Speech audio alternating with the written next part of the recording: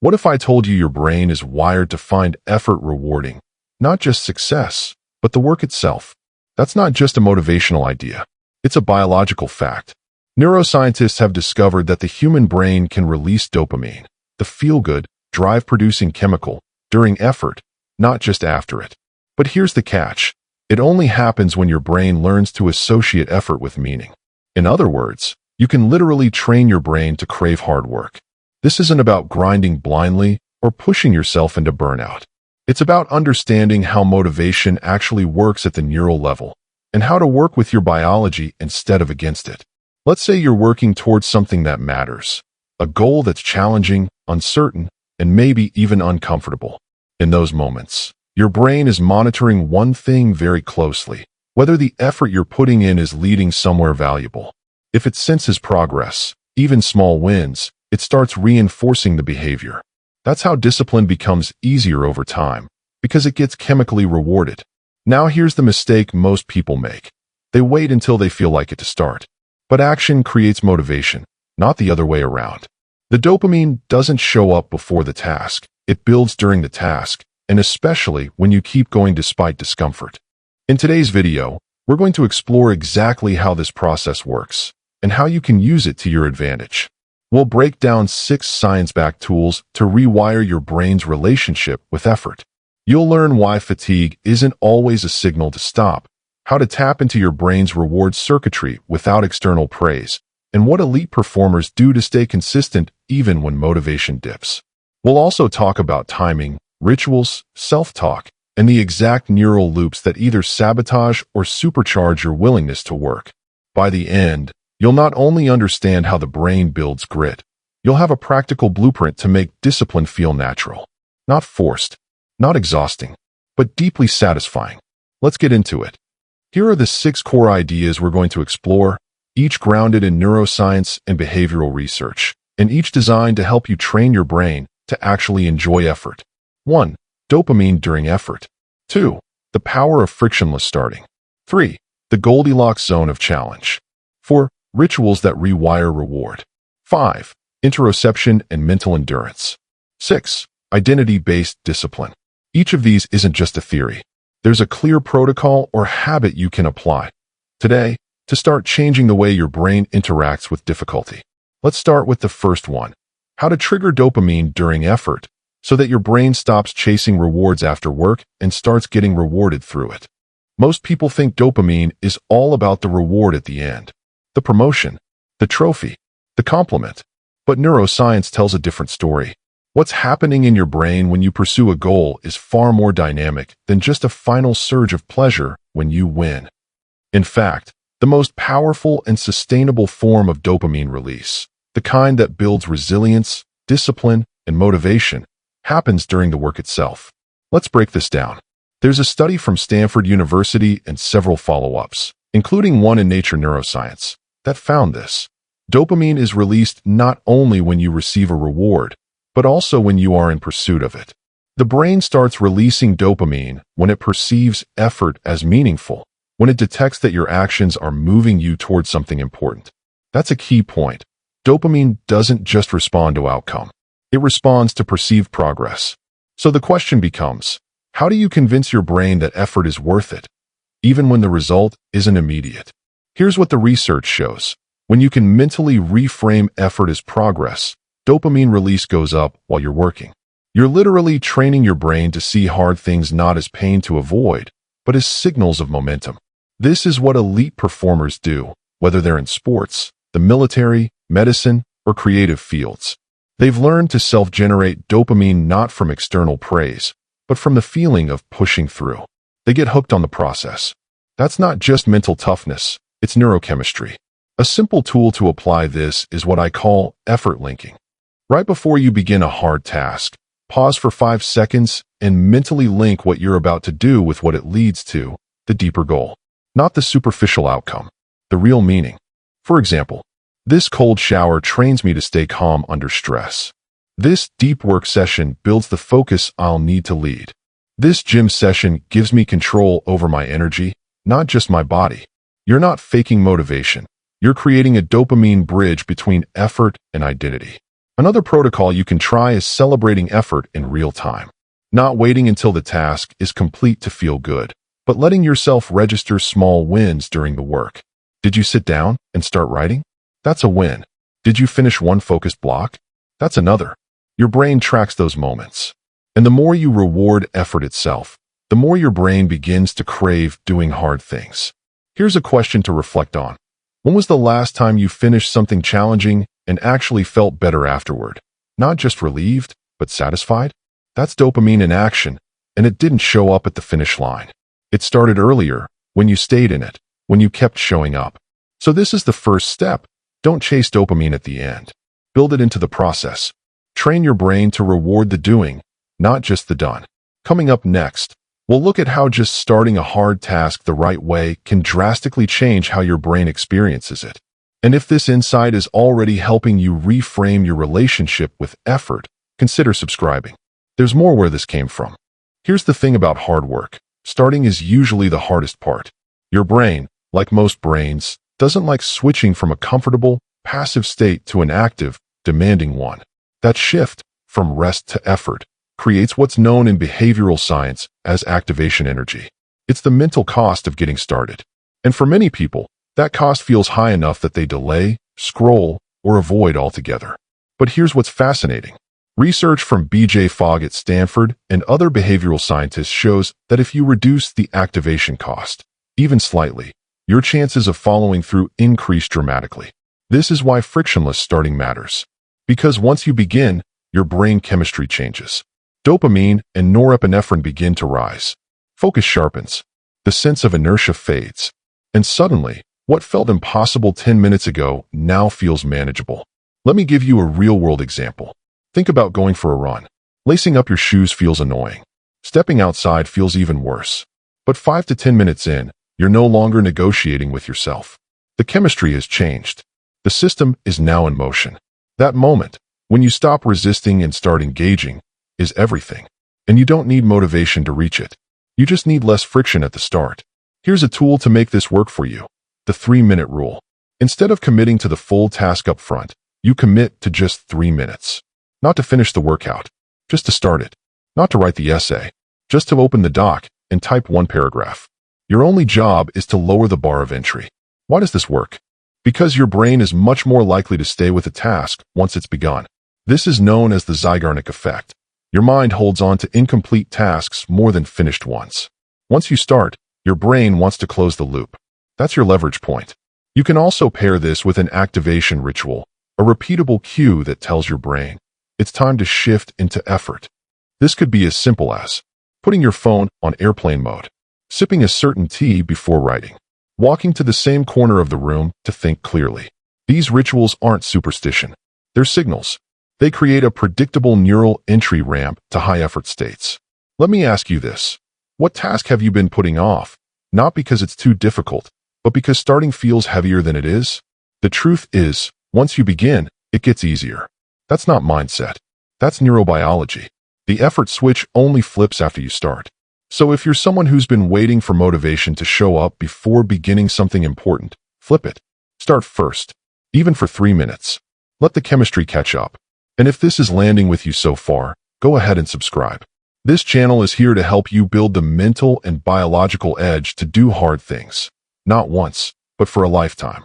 Up next, we'll dig into the exact level of challenge your brain responds to most powerfully, and how to find that sweet spot where effort becomes rewarding, not overwhelming. Let's talk about something most people misunderstand about motivation. Motivation doesn't thrive when things are easy, and it doesn't thrive when things are overwhelming either. Your brain is designed to feel most alive, most focused, most engaged, when the challenge in front of you is just outside your comfort zone. Not too simple, not too extreme. Just difficult enough to stretch you without breaking you. This concept is known as the Goldilocks zone of challenge, a term from cognitive science and performance psychology. It's the sweet spot where your skill level and the difficulty of a task are well matched, with just enough tension to activate your full attention. Mihai Csikszentmihalyi, the psychologist who popularized the term flow, found that this sweet spot is where people perform at their best.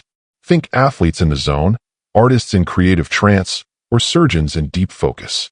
Their tasks are demanding, but not chaotic. Challenging, but not crushing. Here's what's happening in the brain when you're in that zone. Norepinephrine rises, increasing alertness. Dopamine is released, reinforcing effort and making the challenge feel good. The prefrontal cortex, the part of your brain that often overthinks, starts to quiet down, allowing focus to narrow and distractions to fade. But here's the key. You don't fall into that zone by accident. You design for it. You adjust the difficulty of your tasks deliberately by increasing the complexity just enough to stay engaged or breaking down overwhelming goals into more approachable layers. Let's say you're building a new habit, running, journaling, learning a language, whatever. If the task is too easy, your brain tunes out. If it's too hard, it taps out. But if you dial it in, say, learning 5 new words in Spanish per day instead of 20, or writing a half page instead of forcing 5, you hit that tension sweet spot where your brain says, this is hard, but doable. That's when effort becomes intrinsically satisfying. Another protocol to explore here is what I call the plus 4% rule, a practical take from flow research. Aim to increase the difficulty of your task by about 4% beyond your current capacity. Just enough to stretch you, not enough to shut you down. For example, if you're lifting weights, go up a few reps or a couple pounds, not double the load. If you're writing daily, add a small challenge, a new style, a longer format, a tighter time window. That extra 4% keeps your brain interested. It says, this matters. Stay with it. One more insight. Confidence often follows challenge, not comfort. When you stay inside the Goldilocks zone consistently, your nervous system learns that stress doesn't have to mean threat. It can mean growth. And that rewires your response to difficulty across every area of life, not just in work, but in relationships, health, and leadership. So ask yourself, where in your life right now are you under-challenged? And where are you pushing so hard that you're disengaging? Find that middle ground, the 4% edge, and stay there long enough to let your brain build motivation from mastery, not pressure. Let's talk about rituals, not superstitions, not habits for the sake of habits. I mean small, intentional actions you do before hard work to signal to your brain, it's time to lock in. Why does this matter? Because the brain responds to cues. Repetition creates association. When you consistently pair a specific behavior with the start of effort, whether that's deep work, a workout, a performance, or even just difficult conversations, your brain begins to recognize that cue as a trigger. That shift isn't symbolic. It's neural conditioning. Think of elite athletes. Most of them follow a precise pre-game routine. Same warm-up, same music, same mental script. It's not just routine, it's neuropriming. What they're doing is preparing their nervous system to switch into performance mode with less resistance. Here's what the research shows. When the brain detects a familiar preparatory cue, it starts increasing activation in areas like the anterior cingulate cortex and basal ganglia, regions involved in attention, decision-making, and habit initiation. You're basically telling your brain, this is what we do before we do hard things. So how do you build your own performance ritual? Keep it simple. The best rituals are short, under 5 minutes, and consistent. They should involve 1. A sensory cue, something your body recognizes, a specific playlist, a type of tea, a breath pattern. 2. A location or posture, sitting or standing in a certain way, at the same place each time. 3. An intentional statement, even if it's internal, I'm here to focus. Just begin. That's it. Not to hype yourself up, just to drop into readiness. Here's a protocol I often recommend. The 90-second lock-in. Step 1. Put your phone out of reach. Step 2. Take 3 slow, deep breaths. Step 3. Say, out loud or silently, begin now. The first 5 minutes are everything. You've just told your brain, I'm not waiting for motivation. I'm creating structure. Let me ask you something. How do you currently start hard work? Do you scroll? Pace around? Delay by checking email? Whatever your current pre-effort habit is, your brain is already learning from it. The question is it learning to engage or to avoid? With the right ritual, you're not just avoiding distraction, you're reinforcing reward. Because over time, your brain begins to associate the ritual with the satisfying feeling of being immersed in work.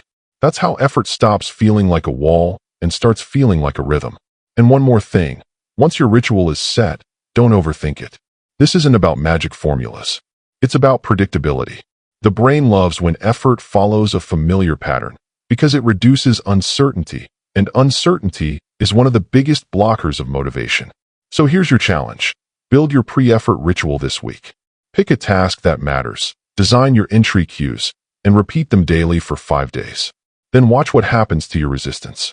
And if you found these insights helpful so far, take a second to like the video or subscribe, not for vanity, but because it tells the algorithm more people need to hear this kind of grounded, science-backed guidance. You've probably had moments where your body says, stop. You feel tired, distracted, irritated. So you step away. Maybe you think you've hit your limit. But here's the insight most people never hear. What you feel in your body isn't always a signal to stop. It's often a signal to recalibrate. Your brain constantly monitors the state of your body. Heart rate, breath, muscle tension, hunger, heat, even posture. All of that data flows into a part of the brain called the insula through a process called interoception. Interoception is your internal sense, your awareness of what's going on inside you. Now here's the key. Interoception is not always accurate. In fact, under stress or boredom, it becomes distorted. Small signals of fatigue can feel like absolute exhaustion. A dip in focus can feel like failure. But they're not. They're just feedback. And here's what the research shows, especially studies from institutions like University College London and Stanford. People who build better awareness of internal signals and learn to interpret them accurately develop higher endurance, more emotional control, and greater resilience. Let's make this real. Have you ever been working on something and thought, I can't do this right now, but then 10 minutes later, you're deep in it and doing fine? That's interoceptive recalibration. You didn't actually need to quit. Your body was just sending an outdated signal, and your brain reevaluated once you stayed in the task a little longer. So how do we train this? One tool is what I call the second wind protocol. It's simple. When you feel the urge to stop, pause. Don't push harder. Just check in. Ask, is this physical fatigue or just mental friction? Has anything truly changed since I started? What would happen if I did just 5 more minutes? That tiny pause interrupts the habit loop of quitting early and creates room for a second wind to arrive. Another method is breath awareness. When you're overwhelmed, notice your breathing. Is it shallow? Fast. Hold your breath. Now regulate it. Inhale for 4, exhale for 6. Repeat that 4 times. This brings your nervous system back to a place of control. It sends a signal up to the brain, we're not in danger. Stay focused. Elite performers, Navy SEALs, endurance athletes, even surgeons, train this skill deliberately, not just to tolerate stress, but to reinterpret it. They learn that discomfort doesn't always mean stop. Sometimes it just means you're getting closer to growth. So let me ask you, the last time you quit something early, was it truly your limit? Or just a signal you didn't know how to read? The truth is, effort feels uncomfortable by design. Your brain is conserving energy. But with practice, you can learn to tell the difference between real depletion and temporary discomfort. Here's the challenge. The next time your brain says, I'm done, don't respond automatically. Pause, breathe, recheck, and then make the choice with awareness, not reflex. That's how endurance gets built, not by overriding your body, but by learning its language. How your self-concept shapes your ability to enjoy effort, and how to shift it. We've covered tactics, systems, and brain chemistry, but all of it rests on a deeper layer, identity. Most people think discipline is about willpower or structure. But the truth is, your brain resists effort when it feels like a mismatch with who you believe you are. Here's what that means. If you think of yourself as someone who hates hard work, your brain will fight back the moment something gets uncomfortable. But if you internalize the identity of someone who chooses challenge, effort starts feeling natural, even energizing. This isn't just psychological fluff. It's based on what's called predictive coding in neuroscience. Your brain is constantly predicting your behavior based on your internal self-model. It filters sensations, motivation, and attention through that lens. When you upgrade the identity, the behavior becomes easier to sustain. How to shift identity? You don't need to overhaul your personality. Start with this simple move. Backhand index pointing right, anchor identity to actions, not outcomes. Instead of saying, I want to finish this project, shift to, I'm the kind of person who starts, pushes through, and finishes hard things. Even better, narrate it in real time. I'm choosing to lean in right now because that's who I am. I train through effort. The brain listens. Repetition turns narration into belief. Belief becomes identity. Identity drives behavior. Bottom line, discipline isn't just about systems or schedules. It's about becoming someone who doesn't need to escape effort, because effort is now part of your story. Final summary, turn this into action. Let's not pretend this is about hype. You don't need another motivational video. What you need, what your brain needs, is repetition, friction, and identity alignment. Here's what this comes down to. Your brain learns to love hard work through doing hard things, not thinking about them. Dopamine isn't just a reward. It's a signal that can be tied to effort itself. Framing matters. The stories you tell yourself during struggle shape whether your brain views the grind as threat or fuel. Systems goals, because structure survives mood swings. Identity is the foundation. Actions repeated with intention reshape your self-concept. This isn't a one-time shift. It's a practice. Like strength training. Like learning a language. Your brain rewires through reps. Your implementation challenge. Today, not tomorrow. Pick one thing you've been avoiding.